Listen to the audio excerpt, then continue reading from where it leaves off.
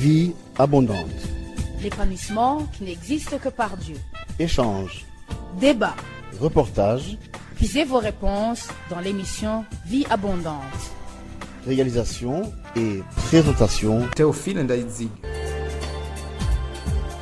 Pour tous ceux qui écoutaient la deuxième chaîne de Radio Burundi, encore une fois, bienvenue dans cette émission où nous allons poursuivre avec l'émission précédente. L'émission précédente concernait toujours le grand chapitre sur le mariage et nous avons vu que c'est un grand processus qui concerne l'âge nubile, l'âge de se marier, le choix du conjoint, la période des fiançailles, le jour du mariage, aussi la vie dans le couple. Et précédemment donc, nous avons vu ensemble ce que c'est l'âge nubile, qui est cet âge de se marier. Nous étions avec deux invités. Il s'agit de, à ma gauche, je m'appelle Ndaïchime Josaphat.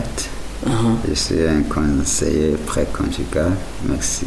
Encore une fois, bienvenue dans cette émission. Merci. Et à ma droite, il s'agit de Manishimwe Emmanuel. Je suis moi aussi conseiller préconjugal. Merci beaucoup. Et Josaphat Ndaïchimie et Emmanuel Manishimwe, tous conseillers préconjugal.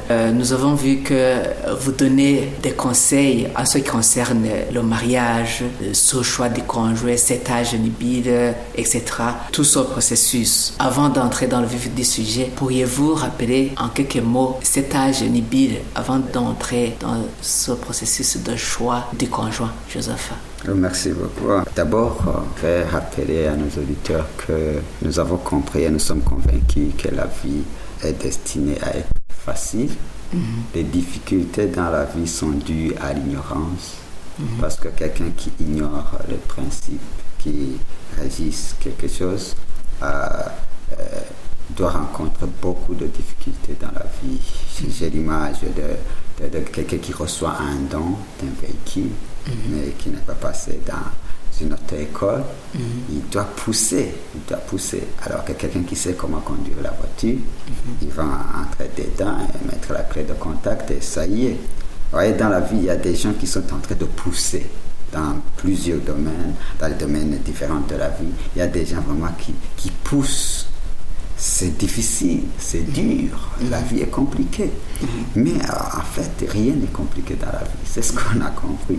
Et la vie nous avons été créés par un Dieu qui nous aime et avait prévu que tout soit facile dans la vie humaine.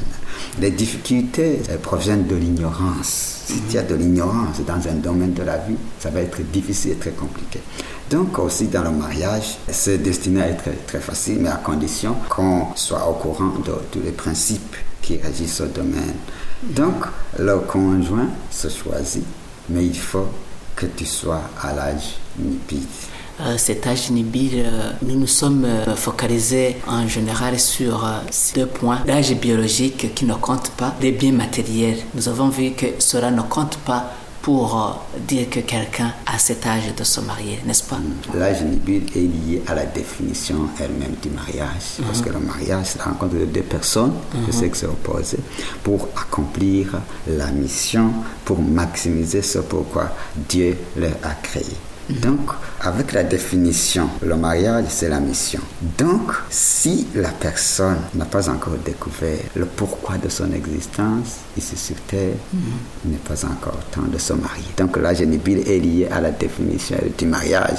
Parce que si tu ne connais pas pourquoi tu es ici sur Terre, si tu ne sais pas le but de ta vie, voilà, tu ne vas même pas reconnaître la bonne personne avec qui vous allez cheminer ensemble. Donc, l'âge nubile, c'est pas question de l'âge biologique, mais aussi on a dit on peut respecter cet âge qui est demandé par les gouvernements.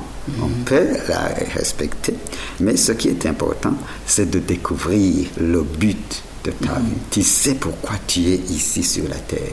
Tu sais ce que tu vas faire, ce que tu vas devenir.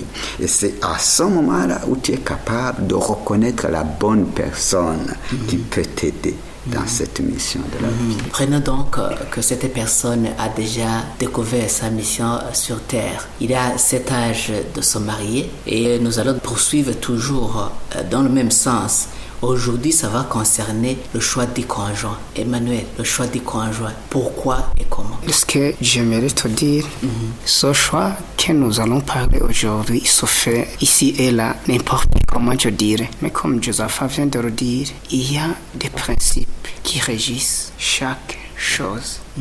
Et d'ailleurs, si on regarde bien, on ne fait pas le choix, non? Et les autres ici et là vont te dire non, moi je vais choisir cette fille ou je vais choisir ce garçon. Moi je l'ai aimé. Et d'ailleurs, ce choix n'est pas beaucoup parlé. On dit qu'il a aimé et c'est pourquoi. Ça tourne autour de l'amour. De l'amour.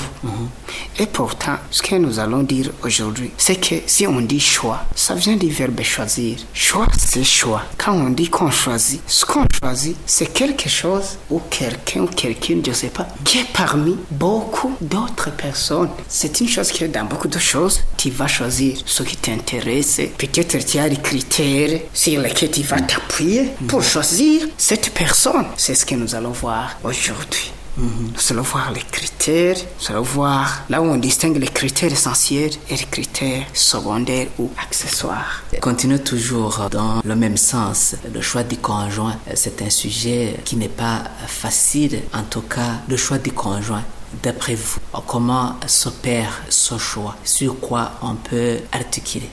D'abord, comme Emmanuel vient de le dire, il faut que nous soyons d'accord sur ce point. Est-ce que le conjoint se choisit? Je sais qu'il y a beaucoup d'idées, beaucoup de pensées sur ce point. Et d'ailleurs, un jour, il y a un journaliste, on lui a dit, c'était sur une radio, on lui a dit que nous sommes des conseillers préconjugaux et que nous aidons les gens à connaître les critères de choix du conjoint. Et en tout cas, le journaliste a rigolé. Il a dit, est-ce que aimer, ça s'apprend? Est-ce qu'on va vous enseigner aux gens comment on sait?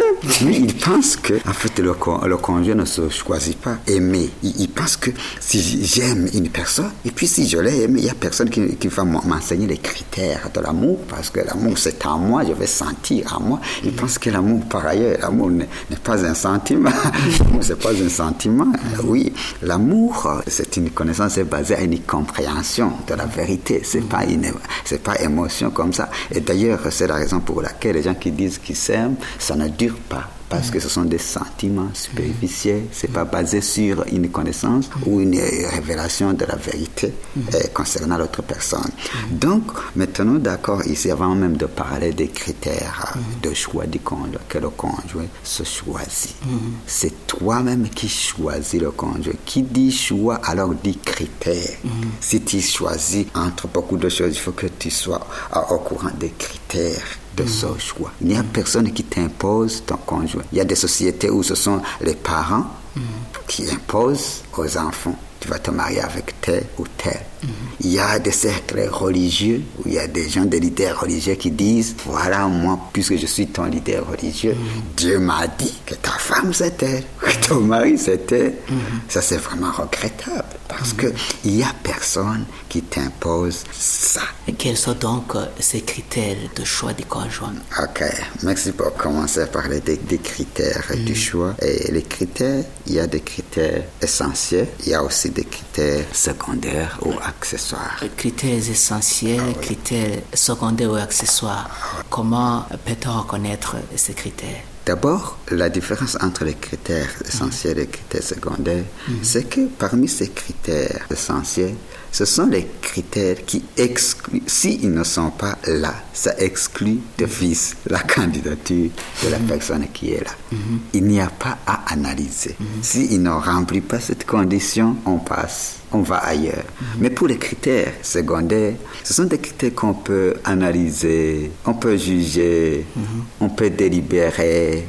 Si c'est pas 100%, on peut voir, c'est accessoire. Mais pour les critères essentiels, la personne qui ne remplit pas ces critères, elle est exclue d'office. Elle n'est plus candidat. On passe et on va ailleurs. Ah oui. Lesquels sont donc? Les critères essentiels ici, nous avons les deux critères essentiels qui sont la croyance. La croyance ou la foi, c'est numéro 1. Et puis 2, la qualification pour aider dans la vision. c'est 2 critères. La croyance, c'est numéro 1.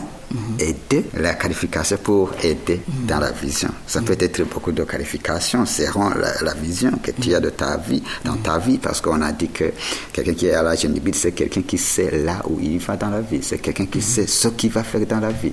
Comme ça, alors, il va y avoir les 2 critères essentiels. La croyance, d'abord, je vais parler de la croyance ou de la foi. La croyance d'une personne est une grande partie de la vie. Il ne faut pas négliger, il ne faut pas penser que la vie d'une personne est séparée à sa croyance. C'est pourquoi le mieux serait de choisir d'abord un conjoint avec lequel il faut partager la croyance. Comme l'instruction de notre patriarche Abraham à son serviteur lorsqu'il allait choisir une compagne de son fils. Ah oui, c'est ça. Bien sûr, ici, il y a beaucoup de religions, il y a beaucoup de croyances ici dans le monde. On s'adresse à des gens qui sont dans beaucoup de religions, de croyances. Mais ici, vraiment, on insiste, si vous ne partagez pas la même croyance, la vie de couple est une vie très très compliqué. En sont témoins les gens qui sont déjà là-dedans. Ils savent ce qui se passe là. Parce que la croyance n'est pas séparée avec la vie d'une personne. En fait, donc, ça vraiment c'est un critère qu'on appelle un critère essentiel dans le choix du conjoint. Nous encourageons les gens vraiment à choisir leur conjoint dans les personnes qui partagent la même croyance. Parce que sinon, la vie est très difficile, la vie de couple est très compliquée entre 2 personnes qui ne partagent pas les mêmes croyances. Parce que je sais qu'il y a des gens qui nous entendent, qui sont déjà dans cette situation-là, ils savent de quoi on parle, mais si on parle aux gens qui ne se sont pas encore engagés, donc vraiment parmi les critères de choix, si la personne ne partage pas la même croyance avec toi, il faut avancer. Ça, c'est un critère essentiel. Si vous n'avez pas quelque chose à ajouter sur cette croyance que les gens doivent converger lorsqu'ils font des choix du conjoint, avez-vous d'autres, par exemple, la qualification? Avant d'entamer la qualification, j'allais dire que comme nous voulons mener une vie abondante, nous savons le secret de mener une vie abondante, on doit s'appuyer sur les principes de la Bible. C'est ce que nous sommes en train de parler ici. Saint Paul, nous l'aimons beaucoup. Il nous aide dans les lettres qu'il a écrites aux Corinthiens. Chapitre 7, verset 39, il a précisé que le choix doit être opéré dans le Seigneur. Comment? Donc, un chrétien doit épouser une chrétienne. Et un musulman aussi. Et un musulman doit épouser une musulmane. Un bouddhiste, c'est comme ça. Pour renforcer leur foi. Oui. Parce que moi je vois que celui qui ose penser à un mariage mixte, il ne sait pas de quoi s'agit-il. Ça va fausser la mission que Dieu t'a confiée. Justement, ça a des conséquences. Et d'ailleurs, si nous essayons de regarder dans l'Ancien Testament, Dieu avait refusé aux Israélites d'aller épouser dans les nations étrangères. Il a dit non. Donc, à ce qui concernait la foi, vraiment, c'est une très grande chose. Parce que si un mariage est mixte, on ne saurait même pas où les problèmes vont provenir. Non, les problèmes vraiment dans cette famille, ils sont inévitables. Toutes les forces que tu utiliserais, vraiment, tu tends vers l'échec. C'est pourquoi, vraiment, c'est pas bon. Donc, comme la Bible le dit, pour bien mener une vie abondante, le choix doit être opéré dans le Seigneur. Dans le Seigneur, oui. Avec la même croyance. Avec la même croyance. Avec la même foi. La même foi. Qu'en est-il de ces qualifications? La qualification, comme critère essentiel, vous avez évoqué la croyance, et qu'en est-il donc de la qualification? Merci beaucoup. En fait, ça, c'est le cœur du choix. Parce que la définition elle-même du mariage dit ce sont 2 personnes qui se mettent ensemble pour réaliser ou accomplir ce pourquoi ils ont été créés. Donc ici, parmi ces garçons ou parmi ces filles que tu connais, on doit choisir la personne qui est qualifiée pour t'aider dans la vision de ta vie. Parce que tu connais là où tu vas. Tu sais ce que tu vas faire dans la vie. C'est pas tout le monde qui remplit les conditions pour t'appuyer. Ou c'est pas tout le monde que tu vas aider. Oui, ici je reviens à l'illustration qu'on a déjà donnée dans l'émission antérieure. Vous sortez dehors, vous cherchez quelqu'un qui va vous aider à soulever une table à l'intérieur. En tout cas, si vous arrivez dehors, vous n'allez pas choisir quelqu'un que vous aimez ou par pitié. Par exemple, si tu rencontres une personne qui n'a pas de bras, parce que tu sais ce que tu vas faire là à l'intérieur. Si tu vas sauter cette personne, si elle te dit pourquoi est-ce que tu ne m'appelles pas, est-ce que tu ne m'aimes pas, tu vas lui dire maintenant c'est pas question de l'amour, c'est question de mission. J'ai une mission qui est précise là à l'intérieur. Donc la personne qui se marie à l'âge nibi, c'est la personne qui sait ce qu'il va faire dans la vie. C'est très précis, c'est exact. Et donc il va voir la personne qui remplit toutes les conditions. Selon la vie que tu vas mener, par exemple, tu vas voir que si tu vis avec une personne qui n'a pas été éduquée à l'école, qui n'a pas d'éducation scolaire, selon la vie que tu vas mener, tu peux voir que c'est compatible. Mais il y a d'autres personnes qui vont te dire, voilà, moi, je me rappelle, il y a un ami dernièrement qui m'a dit qu'il pensait à proposer une fille, mais par après, qu'il avait remarqué que cette fille-là n'aime pas l'anglais, ne s'intéresse pas à l'anglais. Et le garçon m'a dit, pour moi, ça, c'était une qualification pour être ma femme. Parce que selon moi, la vie qui est devant moi, je suis quelqu'un qui va mener une vie internationale, je dirais. Dans ma vie, je vais pas rester dans ce pays Burundi. Je vais aller dans différents pays du monde, je vais voyager, parce que je connais là où je vais, je sais ma mission. Mais lorsque j'ai remarqué que la fille, là, non seulement qu'elle ne connaissait pas l'anglais, elle ne voulait même pas apprendre ça. Elle a été disqualifiée pour ça. Moi, j'ai dit, en tout cas, ce garçon est sérieux, il sait là où il va. Donc la personne, il a vu qu'elle n'est pas qualifiée pour être sa femme, parce qu'il voit les conséquences qui sont là-dedans, et veut une femme qui parle bien anglais. Vous voyez, ça c'est la façon d'être très sérieuse, parce que comme on va le voir tout à l'heure, le mariage, c'est pas question je l'aime, j'ai de la pitié, elle est belle ou il est beau, c'est question de mission. Peut-être qu'on va en arriver lorsque on verra le faux choix. Ah oui, c'est ça. Qu'en est-il donc nous venons donc de voir ces critères essentiels qui sont la croyance, la qualification. Qu'en est-il d'autres critères, par exemple les critères secondaires ou accessoires? À ce qui concerne les critères secondaires ou accessoires, ils sont à deux. Elle est aussi. La première est l'amour. Aujourd'hui, vraiment, et d'ailleurs, c'est critère essentiel que nous venons de parler. Je ne sais pas si c'est l'ignorance ou c'est quoi. Beaucoup font ce choix à se baser sur l'amour. Il va te dire non, cette fille, moi je l'ai aimée, c'est pourquoi je l'ai choisie. Il faut qu'elle soit ma femme. Je l'ai aimée. Mais on peut se demander, est-ce que tu peux énumérer quelques personnes que tu n'aimes pas? Puisque c'est un commandement. Parce que c'est un commandement de Dieu.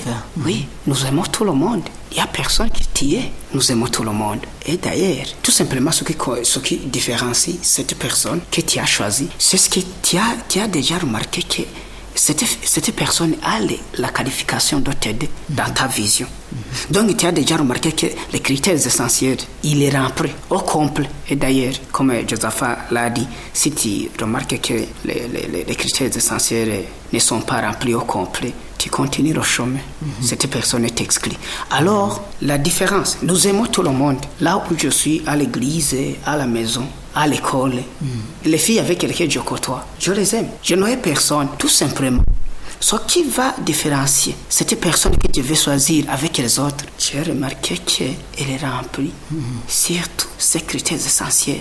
La croyance et la qualification. La qualification, surtout, la qualification de m'aider, c'est ce qui va différencier cette personne. Y a-t-il d'autres critères qui sont dites secondaires ou accessoires? Ah oui, ici, on a sauté immédiatement sur les faux critères.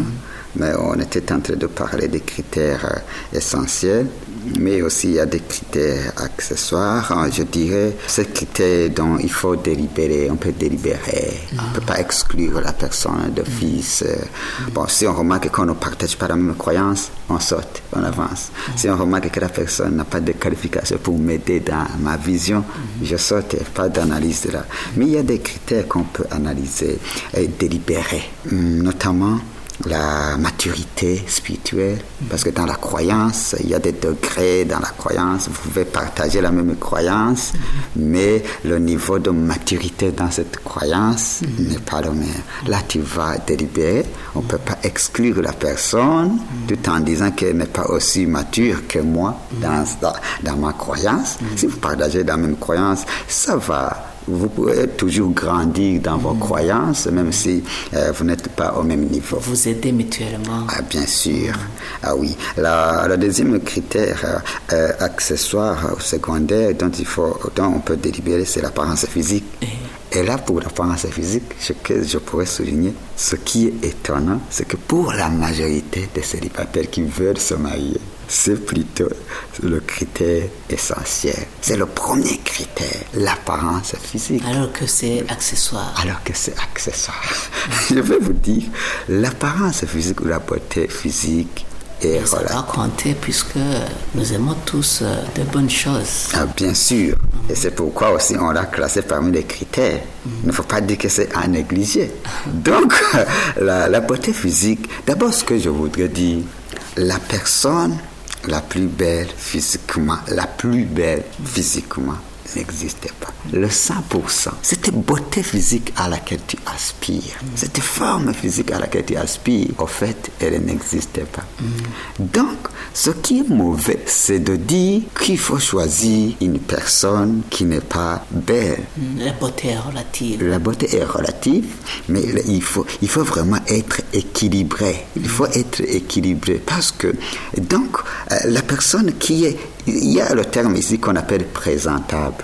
Bien sûr, il ne faut pas choisir un conjoint qui n'est pas présentable. Je me souviens de l'histoire d'une personne qui s'était mariée avec une femme qui était plus âgée que lui, qui avait le visage qui était d'une certaine façon. Qui ne partageait pas la même vision. Quelle vision? La même mission. Non, la mission c'était bien. La mission c'était bien, mais l'aspect physique, parce que la femme était en fait vieille comme ça. Donc, chaque fois. C'est donc l'aspect âge qui est la différence. Oui, donc ça veut dire que son aspect physique, son visage, c'était pas vraiment aussi présentable selon le garçon là. Et chaque fois qu'il prenait un voyage, qu'ils marchaient ensemble, le garçon essayait de devancer la femme pour qu'on ne puisse pas reconnaître que sa femme. Lorsqu'il rencontrait les amis, il voyait les amis approcher, il marchait à grands pas pour devancer la femme. Et chaque fois, lorsqu'on lui demandait, cette dame qui marchait toujours, et cette dame qui marchait toujours derrière toi, qui était, il disait que c'est ma tante. Bon. Ouais, en fait, ça c'est très mauvais. On remarque aussi des hommes, lorsqu'ils vont dans des mariages, dans des fêtes, ils vont emprunter des dames qu'ils appellent qui sont belles. Et si on leur demande où est ta femme, ils vont te dire, voilà, ma femme, vraiment, je ne peux pas l'amener ici dans la fête parce que elle n'est pas belle, elle est moche, ma femme, et elle est restée à la maison. Ça, c'est très mauvais. Je vous en prie, la personne que tu vas choisir, si elle n'est pas présentable physiquement, il ne faut pas la choisir. Si tu n'es pas fier d'elle ou de lui. Ah oui, il ne faut pas la choisir. C'est aussi il faut être équilibré. Mais ce qu'on va dire ici, l'équilibre est ici. Cette personne avec une beauté idéale à 100%, plus belle que tout le monde, celui-là n'existe pas. Donc il faudra délibérer et voir. Mais celle ou celui qui te convient existe. Ah oui, il faut être équilibré, qui est présentable. Ah oui. Il faut pas. Il y a des garçons, il y a des gens, surtout les garçons qui vous disent cette fille vraiment parce qu'elle est éduquée, elle a un grand diplôme, elle a de l'argent, je vais la choisir, elle va être ma femme. Mais qu'un jour nous allons nous faire photographier parce que la photo avec cette femme-là, vraiment. Si je veux une photo, je vais emprunter une autre femme, mais surtout, je veux l'amener à la maison parce qu'elle a de l'argent, parce qu'elle a étudié, elle a beaucoup de diplômes. Là. Donc, l'apparence physique aussi fait parmi des critères, mais des critères accessoires. Et on va l'analyser par après. Après avoir analysé tous les points. Mais ce qui est étonnant, c'est que pour la majorité des gens, c'est le premier critère. Se focaliser sur l'accessoire au lieu de se focaliser sur l'essentiel. Ah oui, c'est ça. Monsieur Emmanuel, entre donc dans ce qui est de faux de choix du conjoint. Il y a des gens qui opèrent mal en ce qui est de ce choix du conjoint, qui se focalisent sur des choses qui ne sont pas bien sûr essentielles, notamment l'amour, la beauté physique, seulement l'argent, la richesse, etc. Oui, les gens se trompent beaucoup.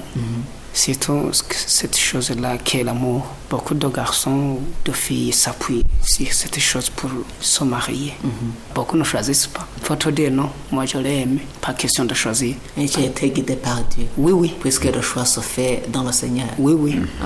Comme un échappatoire. Ce qui n'est pas du tout vrai. Je disais tout à l'heure que nous aimons tout le monde. Les filles que je côtoie, je les aime. J'ai bien dit que la différence qui réside entre cette personne que je vais choisir et les autres, j'ai remarqué qu'il a quelque chose de plus que les autres. C'est quoi? C'est la qualification pour m'aider. Il a la capacité, il a les habiletés. Voir ma mission, voir ce que je vais faire ici sur Terre. J'ai déjà remarqué qu'elle est vraiment ma compagne. Elle va m'aider. Sinon, cette chose qui est l'amour, c'est pas vrai. L'amour est déjà là, parce que nous aimons. Il faut être créé par un Dieu d'amour. Cet amour. Oui. Et d'ailleurs, le jour où nous sommes nés de nouveau, nous sommes nés avec de l'amour. Donc, nous aimons tout le monde. C'est pourquoi alors, vraiment, moi, je conseillerais mes amis de ne pas s'appuyer sur cette chose-là. Il faut d'abord regarder les critères, surtout essentiels. Vous qui étiez à l'écoute de la deuxième chaîne de Radio Burundi, nous étions en train de voir ensemble ce que c'est le choix du conjoint avec tous ces critères dits essentiels et secondaires ou accessoires. Nos invités nous ont montré que dans les critères essentiels, nous signalerons la même croyance et la qualification de cette personne à choisir. En ce qui est des critères non essentiels ou secondaires, on signalera ici la richesse, les diplômes, la race, la beauté physique, etc. Ce qui est important, c'est d'abord de bien se reconnaître, son but, sa mission ici sur Terre, et cela facilitera le bon choix du conjoint. Merci donc à Josaphat Ndaishimie et Emmanuel Manishimwe, qui sont des conseillers préconjugales, et vous tous qui étiez à l'écoute, merci de votre fidélité et à la prochaine. C'était Vie abondante. Une émission réalisée et présentée par Théophile Ndaïdzig.